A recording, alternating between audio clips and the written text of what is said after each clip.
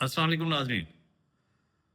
पिछले दिनों जिस दौरान मेरी तबीयत नासाज थी और मैं रिकॉर्डेड नहीं कर सका वीडियो, इस दौरान जितनी भी डेवलपमेंट्स हुई हैं उसमें चंद एक इम्पॉर्टेंट जो डेवलपमेंट्स है वो आज इस वीडियो में मैं आपको बताऊंगा।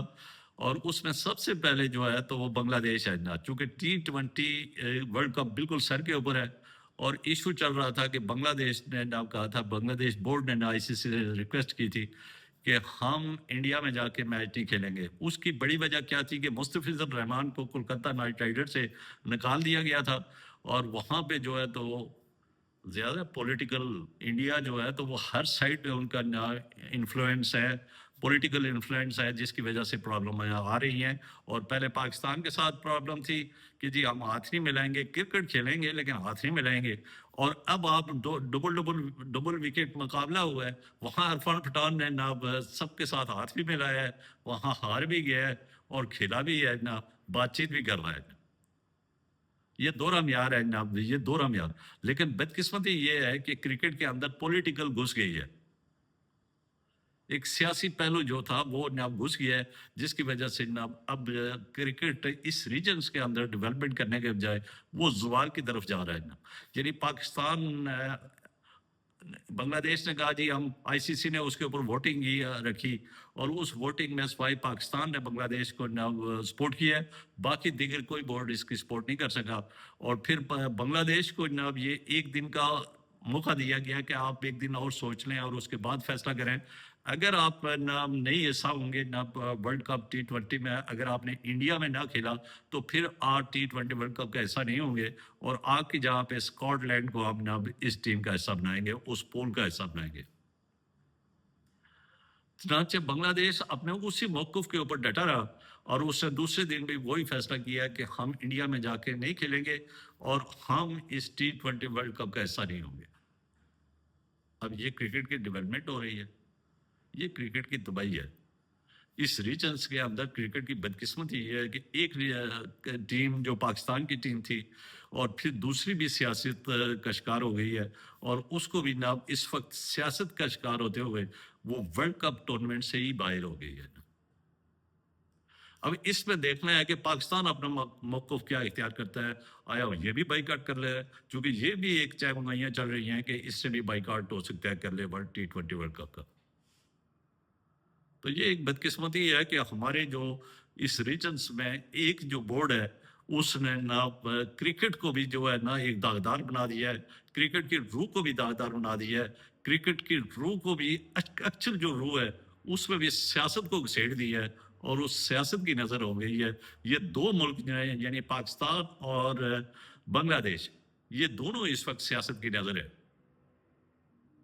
लेकिन पाकिस्तान तो एक वो अभी तक उसका फैसला तो सामने नहीं आया कि उसने बाइकआउट करना है या वो उसने ना पार्टिसिपेशन करनी है, लेकिन ये एक बातें चल रही हैं। अब आने वाले दिनों में पता चलेगा कि पाकिस्तान क्या करने जा रहा है। बरका ये एक बड़ी बदकिस्मती है कि बांग्लादेश जो ICC का नाम एक रुकन है और इम्पोर्टेंट है और बड़ी बेहतरीन टीम है और इस रीजन्स की बड़ी बेहतरीन टीम है, वो इस वक्त आपको वर्ल्ड कप में नजर नहीं आएगी और उसकी जगह पे स्कॉटलैंड जो है तो वो टीम आपको एक्शन में नजर आएगी इंडिया में। ये एक डेवलपमेंट हुई थी। और उसके बाद दूसरा जो था कि ना बाबर आजम, यानी दो तीन डेवलपमेंट्स है इंपॉर्टेंट मैं कर रहा हूँ कि बाबर आजम चूंकि उसके बड़े फैंस हैं यहाँ पे और सिडनी सिक्सर से उसने ना 2 मैचेस अभी उसके तकरीबन रहते थे और वो ना वहाँ से उसने कहा कि जी मैं इसको BBL को ना यहाँ से मैं नेशनल ड्यूटी के लिए, बाबर आजम का एक इंटरव्यू आया कि मैं नेशनल ड्यूटी के लिए वापस पाकिस्तान आ रहा हूँ। अब आया इसने ये फैसला किया या BBL की मैनेजमेंट ने फैसला किया, ये दोनों सूरतों में मेरे ख्याल में ये ठीक ही फैसला है।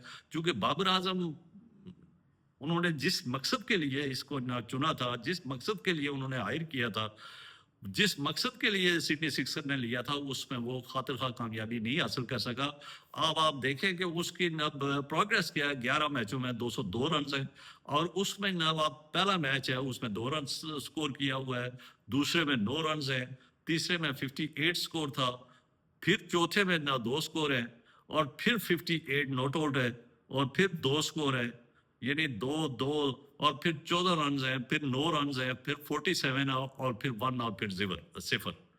یعنی اس کی یہ پروگریس ہے اور یہ پاکستان کا کنگ ہے.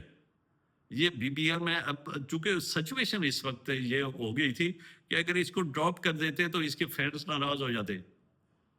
اگر سڈنی سکسر چونکہ اس نے ٹرافی جیتنی تھی اس سے، وہ کہ اس نے اس سے بینیفٹ زیادہ لے لیا ہے، لیکن بینیفٹ سے اگر آپ کا مقصد ہی نہیں حل ہو رہا ہے، یعنی بینیفٹ بھی لو، پیسہ بھی ہے ساتھ ساتھ، لیکن ساتھ ساتھ آپ نے سڈنی سکسر کو نہ ون بھی تو کروانا ہے.